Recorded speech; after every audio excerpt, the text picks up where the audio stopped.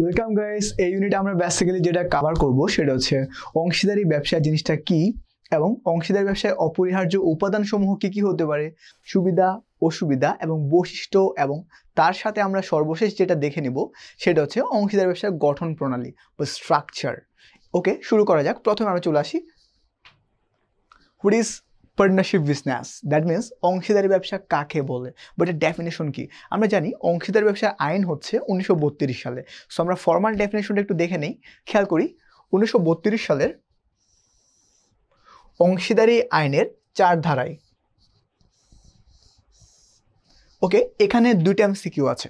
First of all, অংশীদারি আইন কত সালে গঠিত হয় বা কত সালের আইন অনুযায়ী অংশীদারি ব্যবসা পরিচালিত হয় বা নিয়ন্ত্রিত হয়। প্রথমটার অ্যান্সার হবে 1932 সাল। এরপরও হতে পারে একটা ডেফিনেশন আছে, পরে বলতে পারে একটা লাইন আছে, এই লাইনটা অংশীদারি আইনের কত ধারায় প্রকাশিত হয়। তার মানে অ্যান্সার হবে 4 ধারায়। এবার আমরা দেখে নিব লাইনটা কি বলেছে। লাইনটা বলেছে সকলের দ্বারা বা সকলের পক্ষে একজনের দ্বারা পরিচালিত। তার মানে আমরা জানি অংশীদারি ব্যবসায়ের সদস্য সংখ্যা 2 থেকে 20 জন। তার মানে এখানে বলা হচ্ছে কি 2 থেকে যেহেতু 20 জন আছে, বলেছে সকলের দ্বারা, চাইলে 20 জন ব্যক্তি সবাই পরিচালনায় অংশগ্রহণ করতে পারে, অথবা সকলের পক্ষে একজনের দ্বারা, অথবা সকলের পক্ষ হয়ে যে কোনো 1 জন 2 জন বা 3 জন ব্যবসা পরিচালনা করলো। ব্যাপারটা ক্লিয়ার হয়েছে? খেয়াল করি, সকলের দ্বারা বা সকলের পক্ষে একজনের দ্বারা পরিচালিত ব্যবসায়ের মুনাফা নিজেদের মধ্যে বন্টনের নিমিত্তে চুক্তিবদ্ধ ব্যক্তিবর্গের মধ্যে যে সম্পর্কের সৃষ্টি হয় তাকে অংশীদারি বলে। তার মানে অংশীদারি হচ্ছে বেসিক্যালি, অংশীদারি জিনিসটা হচ্ছে সকলের দ্বারা বা সকলের পক্ষে একজনের দ্বারা কি বলা হচ্ছে, পরিচালিত ব্যবসার মুনাফা বন্টনের নিমিত্তে, মানে ব্যবসার যে মুনাফাটা হবে এই মুনাফাটা বন্টনের নিমিত্তে যে ধরনের মানে একটা চুক্তিবদ্ধ সম্পর্ক থাকে মানুষের মধ্যে বা কতিপয় ব্যক্তিবর্গের মধ্যে যে একটা চুক্তিবদ্ধ সম্পর্ক থাকে তাকে বলা হয় অংশীদারি। এরপর আমরা জেনে নেব অংশীদারি ব্যবসার অপরিহার্য উপাদানসমূহ কি কি হতে পারে। ফার্স্ট অফ অল খেয়াল করি, অংশীদারি ব্যবসার অপরিহার্য উপাদানসমূহের মধ্যে প্রথম যেটা বলেছে সেটা হচ্ছে একাধিক সদস্য। খেয়াল করি, আমরা জানি অংশীদারি ব্যবসা বেসিক্যালি 2 প্রকার হতে পারে। ফার্স্ট অফ অল যেটা বলা হচ্ছে সাধারণ,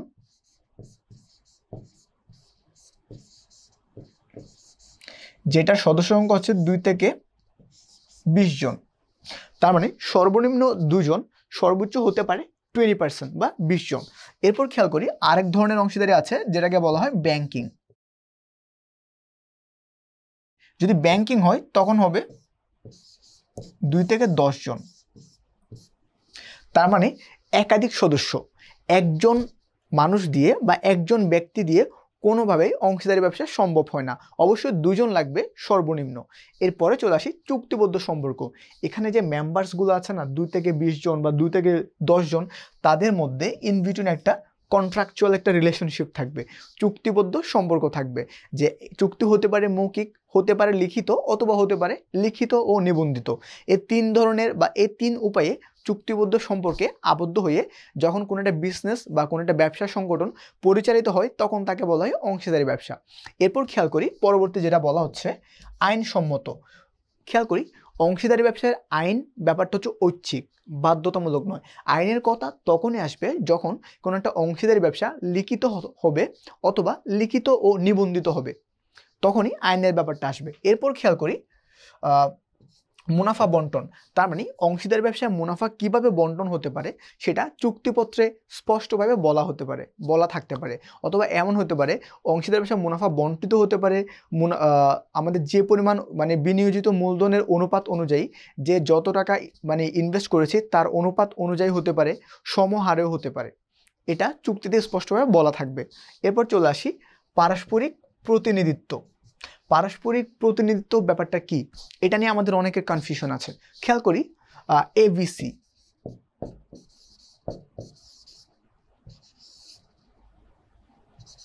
এটা সি, এবিসি, এই 3 জন বন্ধু মিলে একটা স্টার্ট আপ শুরু করেছে বা একটা নতুন বিজনেস শুরু করেছে, তারা পার্টনারশিপ বিজনেসের মধ্যে আছে। এখন ব্যাপার হচ্ছে কোনো একটা কারণে এ অসুস্থ, পরিচালনায় অংশগ্রহণ করতে পারছে না, সাময়িকভাবে বাসার মধ্যে রেস্টে আছে।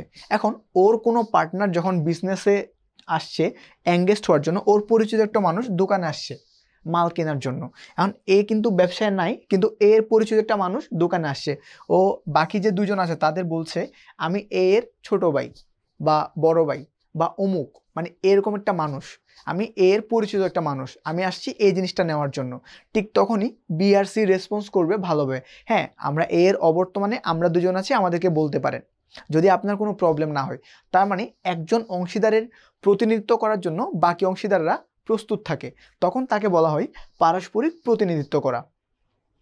এটাকে বলা হয় মিউচুয়াল ইন্টারেকশন বা রিপ্রেজেন্টেশন। এরপর চলে আসি কর প্রদান, ওকে, ট্যাক্স প্রদান। এখন ব্যাপার হচ্ছে অংশীদারি ব্যবসা দুই রকম হতে পারে। যদি নিবন্ধিত অংশীদারি ব্যবসা হয় তাহলে এক ধরনের ট্যাক্স, যদি অনিবন্ধিত অংশীদারি ব্যবসা হয় তাহলে অন্যভাবে ট্যাক্স। ট্যাক্স সম্পর্কে বা কর প্রদান কীভাবে হতে পারে সেটা আমরা একটু পরে ডিটেলস পড়ে নিব। এরপর চলে আসি ঋণের সুদ। তার মানে ঋণের সুদ বলতে যদি কোনো অংশীদার ব্যবসা থেকে নির্দিষ্ট পরিমাণ টাকা ঋণ হিসেবে গ্রহণ করে তাহলে কত হারে সুদ দিতে হবে সেটা সম্পর্কে বলা থাকে। এরপরে চলে আসি পারস্পরিক আস্থা এবং বিশ্বাস। খেয়াল করি এবিসি তিনজনের সম্মিলিত প্রচেষ্টা যে বিজনেসটা বা যে পার্টনারশিপ বিজনেসটা তারা পরিচালনা করছে, তাদের মধ্যে পারস্পরিক আস্থা এবং বিশ্বাস না থাকলে কখনো অংশীদারি ব্যবসা করা সম্ভব না।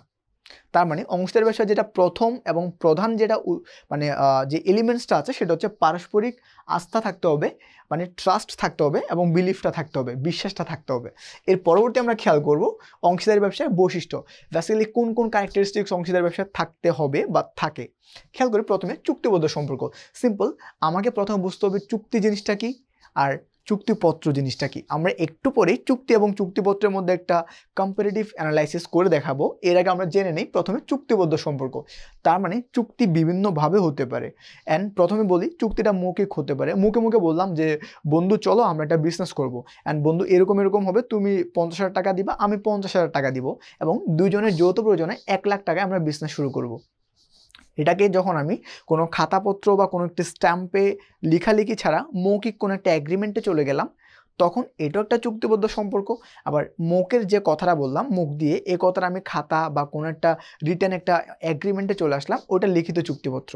আবার ও লিখিত চুক্তিপত্রটা যখন আমি রেজিস্টার্ড করব, নিবন্ধন করব 1932 সালের আইন অনুযায়ী, তখন তাকে বলা হয় লিখিত ও নিবন্ধিত চুক্তিপত্র। তার মানে অংশীদারি ব্যবসার যেটা প্রথম বৈশিষ্ট্য সেটা হচ্ছে চুক্তিবদ্ধ সম্পর্ক। সম্পর্কটা ডেফিনেটলি একটা অ্যাগ্রিমেন্টের মাধ্যমে হতে হবে। এরপরে বলা হচ্ছে সহজ গঠন। যেহেতু এখানে আইনগত বাধ্যকতা নেই, মানে অংশীদার ব্যবসার নিবন্ধন যেহেতু বাধ্যতামূলক নয় বরং ঐচ্ছিক, তার মানে সহজে গঠন করা যায়। এরপর চলে আসি সদস্য সংখ্যা। আমরা একটু আগে পড়েছি সদস্য সংখ্যা যদি সাধারণ অংশীদার হয় তাহলে 2 থেকে 20 জন, এবং যদি ব্যাংকিং অংশীদারি ব্যবসা হয় তাহলে 2 থেকে 10 জন। এরপর চলে আসি মূলধন সরবরাহ। তার মানে প্রত্যেকটা বা যারা শেয়ার হোল্ডার আছে বা যারা আমার অংশীদার বা পার্টনার আছে, প্রত্যেকেই তাদের চুক্তি অনুযায়ী মূলধন সরবরাহ করবে। এরপর চলে আসি আইনের সমর্থন এবং নিয়ন্ত্রণ। খেয়াল করি আইনের সমর্থন এবং নিয়ন্ত্রণ তখনই পাওয়া যাবে যখন অংশীদারি ব্যবসা কি হবে, যখন অংশীদারি ব্যবসা আইন দ্বারা নিয়ন্ত্রিত হবে। এরপর চলে আসি পরিচালনা। তার মানে পরিচালনা হচ্ছে অপারেশন একটু আগে বলা হয়েছে 1932 সালের 4 ধারায় বলা হয়েছে অংশীদার ব্যবসা পরিচালনা সকলের দ্বারা অথবা সকলের পক্ষে একজনের দ্বারাও পরিচালিত হতে পারে। এরপর চলে আসি অসীম দায়। তার মানে অংশীদার ব্যবসার দায় সবসময় অসীম হবে। এরপর খেয়াল করি লাভ ক্ষতি বন্টন সাধারণত চুক্তি অনুযায়ী হবে। চুক্তিপত্রে যেভাবে লেখা থাকবে বা আমাদের চুক্তি যেভাবে হয়েছিল মুখে হলো, যেভাবে চুক্তি হয়েছিল ঠিক একইভাবে আমাদের লাভ ক্ষতি বন্টন করা হবে। এরপর খেয়াল করি পারস্পরিক আস্থা ও বিশ্বাস। এটা একটু আগে বলেছি অপরিহার্য উপাদানের মধ্যে যারা আমার স্টেক হোল্ডার্স আছে বা যারা আমার পার্টনার আছে, পার্টনারের মধ্যে মিউচুয়াল বা মানে আমাদের যে যে একটা রিলেশন আছে এটা যথেষ্ট ভালো থাকতে হবে, উভয়ের মধ্যে একটা ট্রাস্ট থাকতে হবে এবং ওর সাথে বিলিফ থাকতে হবে। এরপর চলে আসি পারস্পরিক প্রতিনিধিত্ব, যেটা একটু আগে বলেছি। আমরা একটু আগের স্লাইডে চলে যাব। খেয়াল করি ABC, এখানে একটা এক্সাম্পলস দিয়েছিলাম যে এক্সাম্পলসটা ছিল যখন এ অ্যাবসেন্ট থাকবে, ব্যবসা পরিচালনায় এ নাই কিন্তু এর একজন পরিচিত মানুষ এসেছে বিজনেস করার জন্য বা কোনো একটা প্রোডাক্ট কেনার জন্য। এখন এর অবর্তমানে তার দুজন পার্টনার বি এবং সি এ কে রিপ্রেজেন্ট করেছে, যাকে বলা হয় পারস্পরিক প্রতিনিধিত্ব করা। আমরা আবার চলে যাব এই স্লাইডে, পরে বলেছে নিবন্ধন। অবশ্যই অংশীদারি ব্যবসার নিবন্ধন 1932 সালের আইনের দ্বারা গঠিত হয়, বা নিবন্ধন 1932 সালে আইন দ্বারা করতে হবে। এরপর চলে আসবো মালিকানা হস্তান্তর। অংশীদারের ব্যবসায়ের মালিকানা হস্তান্তর অযোগ্যতা, তার মানে মালিকানা চাইলে হস্তান্তর করা যায় না, সকল অংশীদারের সম্মতিক্রমে হস্তান্তর করতে হবে। এরপর যেটা বলেছে কর প্রদান। অংশীদারি ব্যবসার ট্যাক্স সম্পর্কে বলে দিই। অংশীদারি ব্যবসাকে যদি অনিবন্ধিত অংশীদার হয়, যদি অংশীদারি ব্যবসা নিবন্ধিত না হয়, তাহলে কর দিতে হবে বছরে একবার, এবং সেটা হবে ব্যবসার মোট লাভের উপর। এবং যদি অংশীদারি ব্যবসায়ী নিবন্ধিত হয়, তাহলে কর দিতে হবে, মানে ট্যাক্স দিতে হবে দুবার। একটা হচ্ছে ব্যবসায়ের মোট লাভের উপর, আরেকটা হচ্ছে অংশীদারদের ব্যক্তিগত লাভের উপর। এরপর চলে যাব অংশীদার ব্যবসার সুবিধা। প্রথমে খেয়াল করি কি কি সুবিধা অংশীদার ব্যবসার ক্ষেত্রে আমরা করতে পারি বা পেতে পারি। ফার্স্ট অফ অল সহজ গঠন, যেটা একটু আগে বলেছি, এখানে আইনগত কোনো ঝামেলা নাই।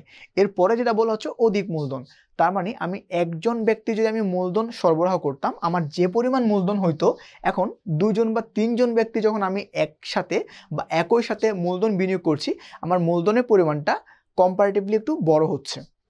এরপর খেয়াল করি দলগত প্রচেষ্টা। খেয়াল করি 2 brain is better then 1 brain, তার মানে দুটা মাথা থেকে যে বুদ্ধিটা আসবে, একটা মাথার বুদ্ধির চাইতে বেটার কিছু আসবে। লাইক চিন্তা করলাম আমি একটা ডিসিশন নেব, আমার ক্ষেত্রে জাস্ট আমি একা একা চিন্তা করলে যে ডিসিশনটা নিতে পারবো, 10 জন মানুষের সাথে পরামর্শ করলে আমি এর চেয়ে ভালো ডিসিশনটা আমি নিতে পারবো। আমার ডিসিশনে যদি কোনো ফল্ট থাকে, কোনো ফ্ল থাকে, সেটা আমি কারেক্ট করে নিতে পারবো, যেটাকে বলা হচ্ছে দলগত প্রচেষ্টা। এরপরে চলে আসি সম্মিলিত সিদ্ধান্ত, যেটা একটু আগে বলেছি, ডিসিশন মেকিংয়ের সাথে সবাইকে এঙ্গেজ করা। এরপরে চলে আসি ঝুঁকি বন্টন, তার মানে ধরে নেই আমার একটা সংগঠন আছে বা এবিসি, এর 3জন পার্টনার 3জন বিজনেস করছে, তার প্রথম বছরে তাদের লস হলো 9,000 টাকা। এখন 9,000 টাকা লসটা একটি মাত্র পার্টনারকে বহন করতে হচ্ছে না, বরং 9,000 টাকা যেহেতু 3জন পার্টনার 3 ভাগে ভাগ হয়ে গেছে, 3 ভাগে ভাগ হয়ে টোটাল লসের পরিমাণ তারা বিয়ার করবে 3,000 টাকা। তার মানে যে পরিমাণ ঝুঁকিটা আছে, ঝুঁকিটা ডিভাইড হয়ে যাচ্ছে, বন্টিত হয়ে যাচ্ছে, যাকে বলা হয় ঝুঁকি বন্টন। এরপরে বলছে পারস্পরিক প্রতিনিধিত্ব, যেটা একটু আগে আমি আবার এক্সাম্পলস দিয়েছিলাম যে এ বি সি, এর মধ্যে এ যদি অ্যাবসেন্ট থাকে, তাহলে বি এবং সি পুরো ব্যবসাকে রিপ্রেজেন্ট করবে, অথবা এ কেও রিপ্রেজেন্ট করবে। এরপর চলে আসি আইনগত ঝামেলা মুক্ততা। অংশীদার ব্যবসায়ের আইনগত কোনো বাধ্যবাধকতা নেই। আইনগত বাধ্যবাধকতা তখনই আসবে যখন ব্যবসাটা নিবন্ধিত হবে 1932 সালের আইন অনুযায়ী। এরপরে খেয়াল করি অসীম দায়ের পরোক্ষ সুবিধা। এটার মানে হচ্ছে যেহেতু ব্যবসায় দায় অনেক বেশি, সেহেতু প্রত্যেকটা অংশীদার সবসময় তাদের বেস্ট ইফোর্টটা দিয়ে ব্যবসা ভালো করার জন্য চেষ্টা করে যাবে। এরপরে খেয়াল করি জনসংযোগ সুবিধা, তার মানে ব্যাপারটা হচ্ছে যেহেতু আমার পার্টনার অনেক বেশি, আমাদের প্রত্যেকটা পার্টনার বা প্রত্যেকটা অংশীদারের পার্সোনাল অনেকজন মানুষের সাথে সম্পর্ক থাকবে, ঠিক তেমনি জনসংযোগ করতে বা আমাদের কাস্টমারের কাছাকাছি যেতে সবচেয়ে সুবিধাপূর্ণ একটা অবস্থানে আমরা চলে যাব, যাকে বলা হচ্ছে জনসংযোগ সুবিধা। এরপর আমরা দেখে নেব অংশীদার ব্যবসায় কী কী অসুবিধা হতে পারে, কী কী ঝামেলা হতে পারে। ফার্স্ট অফ অল অসীম দায়, মানে এখানে দায় হবে আনলিমিটেড। আমার যে পরিমাণ মূলধন ইনভেস্ট করা হয়েছে বা বিনিয়োগ করা হয়েছে, এর বাইরেও ব্যক্তিগত দায় জন্মাতে পারে। এরপর হতে পারে পারস্পরিক বিশ্বাসের অভাব। যে পার্টনারের সাথে আমি পার্টনারিং করছি বা একটা চুক্তিবদ্ধ সম্পর্কে আবদ্ধ হয়েছি, ওকে আমি বিশ্বাস নাও করতে পারি, ওর প্রতি আমার বিশ্বাসের জায়গাটা হালকা হয়ে যেতে পারে, বা কোনো একটি ইস্যুতে ঝগড়া হতে পারে, বিবাদ হতে পারে, ডিসিশন মেকিংয়ে ঝামেলা হতে পারে। তার মানে পারস্পরিক বিশ্বাসের অভাব থাকতে পারে। এরপরে চলে আসি সিদ্ধান্ত গ্রহণে বিলম্ব। এখন ব্যাপার হচ্ছে ব্যবসায় মাঝে মধ্যে পুনঃবিনিয়োগের দরকার পড়ে, যেটাকে বলে রিইনভেস্টমেন্ট। তার মানে যে 3জন পার্টনার আছে এ বি সি, 2জন পার্টনার মতামত দিয়েছে বা অপিনিয়ন দিয়েছে আমি আবার বিনিয়োগ করতে চাই, পুনঃবিনিয়োগ করব, যে পরিমাণ মূলধন আছে ইটস গুড, বাট আমাদের ব্যবসা আরও ভালো করার জন্য আরও বিনিয়োগ লাগবে। এখন সি বলছে না, বিনিয়োগ করা যাবে না, এখন রিসেশন চলছে, এখন যদি বিনিয়োগ করো তাহলে আমাদের টোটাল ইনভেস্টমেন্টটা লস প্রজেক্ট হয়ে যাবে, সো এখন বিনিয়োগ করাই যাবে না। তার মানে দুই পক্ষ ক্রিয়েট হয়ে গেল, দুইটা সাইট হয়ে গেল, এক পক্ষ বিনিয়োগ করতে চাই, এক পক্ষ বিনিয়োগ করতে চায় না। তার মানে সিদ্ধান্ত গ্রহণ করতে ঝামেলা পোহাতে হচ্ছে, যাকে বলা হচ্ছে সিদ্ধান্ত গ্রহণে বিলম্ব। এরপরে খেয়াল করি অযোগ্য অংশীদারদের কাজের দায়ভার। হতে পারে অংশীদারদের মধ্যে সবাই সমানভাবে কাজের সমানভাবে কাজ করতে পারে না। কিছু অংশীদার থাকে, তাদের এক একজন অংশীদার এক একটা সেক্টরে এক্সপার্টাইজ হতে পারে। তো প্রত্যেককে নিজেদের কাজের দায়ভার গ্রহণ করতে হবে। এরপর চলে আসি স্বাধীন সত্তাহীনতা। স্বাধীন সত্তাহীনতা মানে এক মালিকানা ব্যবসায় আমাদের যেটা পারতাম, যেহেতু একজন মাত্র মালিক ছিল, মালিক চাইলেই তার মতো করে ডিসিশনগুলো মেক করতে পারত। বাইরের কোনো পক্ষের নিকট মালিককে জবাবদিহিতা করতে হবে না আমি কেন এইভাবে ডিসিশন নিয়েছি। কিন্তু অংশীদারি ব্যবসার ক্ষেত্রে it's an team work, like আমার পার্টনারের সাথে আমার অ্যাফিলিয়েশন বা একটা অ্যাগ্রিমেন্টে আসতে হবে।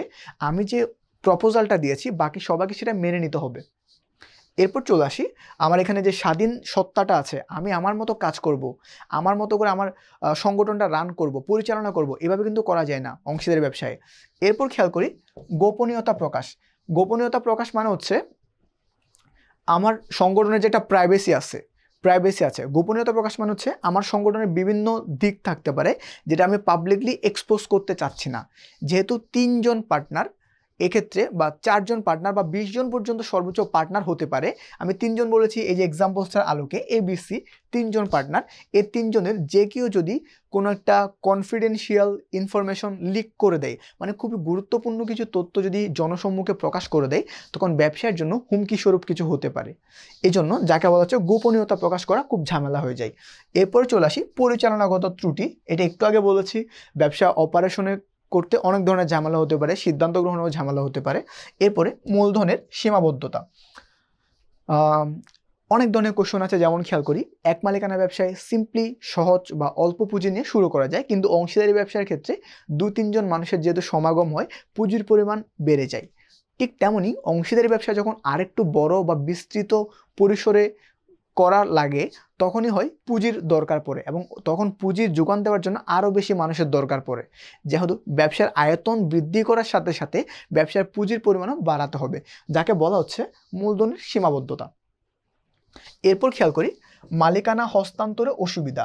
একটা পার্টি বা একটা পার্টনার চাইলে তার মালিকানা ট্রান্সফার করতে পারে না অন্য যে কোনো পার্টিকে, এক্সেপ্ট আমি একটা কথা বলি, এখানে ব্যাপারটা হচ্ছে অন্য যারা পার্টনার আছে তাদের সবার একটা সম্মতি লাগবে, অ্যাকসেন্ট লাগবে। এবার খেয়াল করি স্থায়িত্বের অনিশ্চয়তা। এক মালিকানা ব্যবসা যেহেতু মৌখিক চুক্তি তো হতে পারে, চাইলেই কেউ মৌখিকভাবে তার ব্যবসা প্রতিষ্ঠানের যে একটা আছে চুক্তিপত্র ছিল, এটা তারা চাইলে ভঙ্গ করতে পারে। তারা চাইলে একটা বিজনেস বাদ রেখে তারা 3 জন বা 4 জন বা 5 জন চাইলে অন্য বিজনেসে সুইচ করতে পারে, যেটাকে বলা হয় স্থায়িত্বের অনিশ্চয়তা। এরপর আমরা চলে যাই, সেটা হচ্ছে অংশীদারি ব্যবসার গঠন প্রণালী। এখানে বেসিক্যালি 5টা স্টেপ আছে। ফার্স্ট অফ অল যেটা করতে হবে সেটা হচ্ছে সদস্য সংগ্রহ। তার মানে অংশীদারি ব্যবসার ক্ষেত্রে কতজন সদস্য থাকতে পারে এটা আমরা অলরেডি জানি। সাধারণের ক্ষেত্রে 2 থেকে 20 জন এবং ব্যাংকিংয়ের ক্ষেত্রে 2 থেকে 10 জন। তার মানে আমাকে এনাফ বা আমাদের কমপক্ষে 2 জন পরিমাণ সদস্য সংগ্রহ করতে হবে। সদস্য সংগ্রহ করে ফেললে এরপরের কাজ হচ্ছে চুক্তি সম্পাদন করতে হবে আমাদের। চুক্তিটা হতে পারে মৌখিক, হতে পারে লিখিত, অথবা হতে পারে লিখিত এবং নিবন্ধিত। এর পরবর্তী স্টেপ হচ্ছে নিবন্ধন। নিবন্ধন করাটা বাধ্যতামূলক নয়, ঐচ্ছিক। তার মানে আমি চাইলে নিবন্ধন করতে পারি, নাও করতে পারি। নিবন্ধনের পরে যে কাজটা সেটা হচ্ছে ব্যবসায় আরম্ভ করা।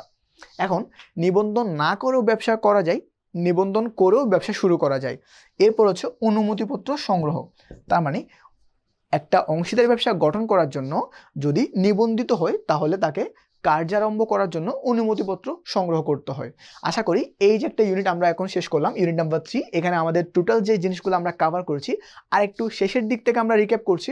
আমরা একদম লাস্টে পড়েছি অংশীদারি ব্যবসায়ের গঠন প্রণালী।